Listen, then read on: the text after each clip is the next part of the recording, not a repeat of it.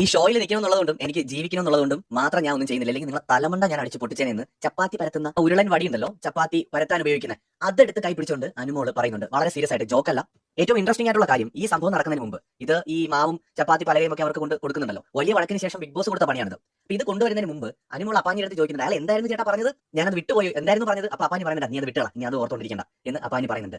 സത്യത്തിൽ അനുമോൾക്ക് തന്നെ അറിയില്ല ഇയാൾ എന്താണ് പറഞ്ഞത്. അനുമോൾ വിചാരിച്ചു വെച്ചിരിക്കുന്നത് ഇയാൾ എന്തോ ഭയങ്കര കൊടൂരമായ പാതകമാണ് പറഞ്ഞത് എന്നാണ്. അല്ലെങ്കിൽ നിലപാടില്ല എന്ന് പറഞ്ഞതുകൊണ്ട്, നിലപാടില്ലാത്തതുകൊണ്ട് എന്റെ വീട്ടിലും പരിസരത്തും അടുപ്പിക്കില്ല അങ്ങനെയുള്ള സ്ത്രീകളെ എന്ന് പറഞ്ഞതുകൊണ്ട് ആരെങ്കിലും അടിച്ച് കൊല്ലാനൊക്കെ ആലോചിക്കോ? ഈ ചപ്പാത്തി വടി കൊണ്ട് ഞാൻ നിങ്ങളുടെ തലക്കടിച്ച് ഞാൻ കൊന്നിട്ട് ജയിലിൽ പോയെന്ന് പറയുവാണെങ്കിലും. അപ്പോൾ അനുമോക്ക് മനസ്സിലായിട്ടില്ല അയാൾ എന്താണ് പറഞ്ഞത്. അനുമോൾ ആകെ വരണ്ടു പോയി അപ്പാനിയും കൂടെ ഒക്കെ പറയുന്നത് കേട്ടപ്പോഴേ. അതാണ് ഇന്നലെ സംഭവിച്ചത്. എന്തായാലും ഇന്നലത്തെ ലൈവ് ഒരു ഒന്നൊന്നര ലൈവ് തന്നെയായിരുന്നു, പ്രത്യേകിച്ച് ജയിലിൽ അവരായതിനു ശേഷം. ഇനി ലാലേട്ടൻ എങ്ങനെയാണ് ഈ ടോപ്പിക്ക് ഹാൻഡിൽ ചെയ്യാൻ പോകുന്നത് എന്നുള്ളതാണ് ഒരു കാര്യം പ്രത്യേകം ശ്രദ്ധിക്കാം നമുക്ക്. അതായത് ഇതിൽ നടന്ന കുറെ കാര്യങ്ങൾ എപ്പിസോഡിൽ കാണിച്ചിട്ടില്ല. അപ്പൊ അതുകൊണ്ട് അതെന്തായാലും ലാലേട്ടൻ ചോദിക്കാൻ പോകുന്നില്ല. അതായത് ചോദിച്ചാൽ തന്നെ അതൊരിക്കലും ടെലികാസ്റ്റ് ചെയ്യാൻ സാധ്യതയില്ല. ഈ വിഷയങ്ങളൊക്കെ സംസാരിക്കാതിരിക്കുമെന്ന് എനിക്ക് തോന്നുന്നില്ല. കാരണം വളരെ സീരിയസ് ആയിട്ടുള്ള കുറെ സംഭവങ്ങളാണല്ലോ ഇന്നലെ നടന്നത്. എന്തായാലും എപ്പിസോഡിൽ കാണിച്ചതിൽ എന്തൊക്കെ ചോദിക്കും എന്നുള്ളത് നമുക്ക് കാത്തിരുന്ന് തന്നെ കാണാം.